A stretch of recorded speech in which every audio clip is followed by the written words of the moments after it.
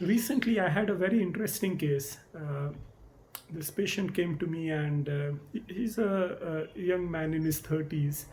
Uh, he came to me and he said that he's spending a lot of time on social media. So, about a couple of years ago, he started new work, and he had some spare time.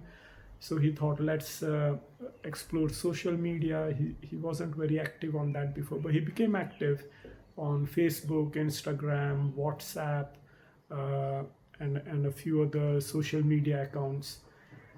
And soon he found he was spending a lot of time on them. Gradually, his work started suffering, and that was the first indication for him when, in his appraisal, he was told by his employer that he seems to be spending a lot of time on social media. He was noticed to be browsing his social media accounts even during work meetings, and that seemed to be affecting his concentration and output at work. And that was the first time he realized that something is wrong here. His family life was suffering, so his partner started complaining, "You're not giving me enough time, and you're constantly on your phone all the time." His children were feeling missed out, and he noticed over a period of time his sleep got affected. He was waking up in the middle of the night and browsing his accounts. Uh, what prompted him to see me was that he installed an app to see how much time he was spending on these accounts. And he himself thought he was spending about 3 or 4 hours, but it turned out he was spending 6.5 hours every day. And that's when he thought he should seek help. And this is a classical presentation of social media addiction. People spend a lot of time on social media, and that impairs their family, work life, their sleep, uh, and they can't seem to get rid of it. There are various reasons for why people become addicted to social media.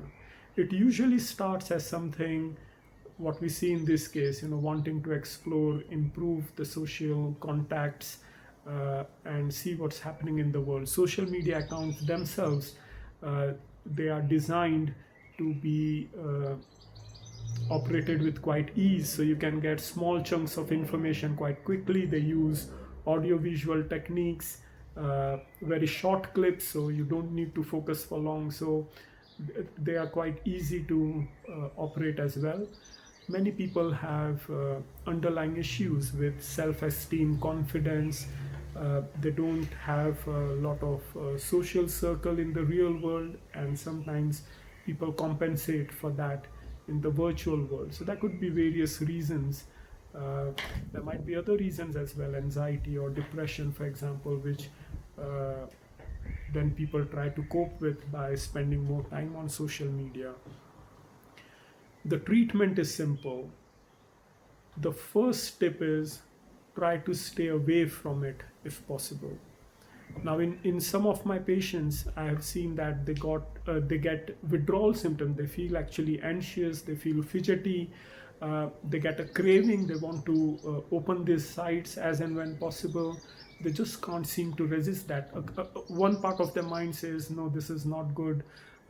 What's going to happen?" Even if you look at these accounts, the posts are usually of no direct value to you, but then the other part of the mind cannot resist and just wants to keep browsing. So the first step is to take a day or 2 days off. I usually tell my clients, start with 2 days off, Monday and Thursday, or Saturday, Sunday, whatever. You choose your 2 days and stay away from the social media. And believe me, my friends, when I say that the world's not going to end if you're not going on social media. The second tip is, when you do go on social media accounts, fix the times of the day. I'll go for half an hour in the morning, maybe in my lunchtime, and when I get some spare time in the evening, maybe 3 or 4 times in a day, I'll browse. One patient of mine told me that on WhatsApp he doesn't check group messages because they're usually of no direct relevance. when coming out of the social media addiction, he would respond to only individual messages which had a direct relevance. He would not bother with good morning, good night messages on groups. So another one technique to consider. So take days off social media, and when you are on social media, regulate your time. And if it is still proving difficult, then take professional help.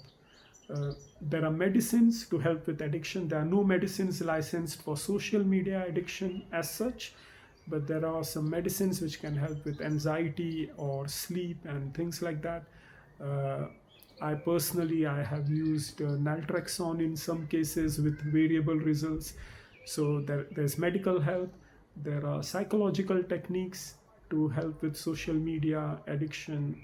I often use cognitive behavior therapy or CBT for that, and then try to do some other techniques like taking time off, spending more time with your family, getting involved in the real work, and this way you can deal with this addiction. So my friends, the first step in dealing with any addiction is to recognize that there is a problem, and if you think there is, then take some time off and seek professional help. Any questions or comments, feel free to contact me. Thank you. Namaste.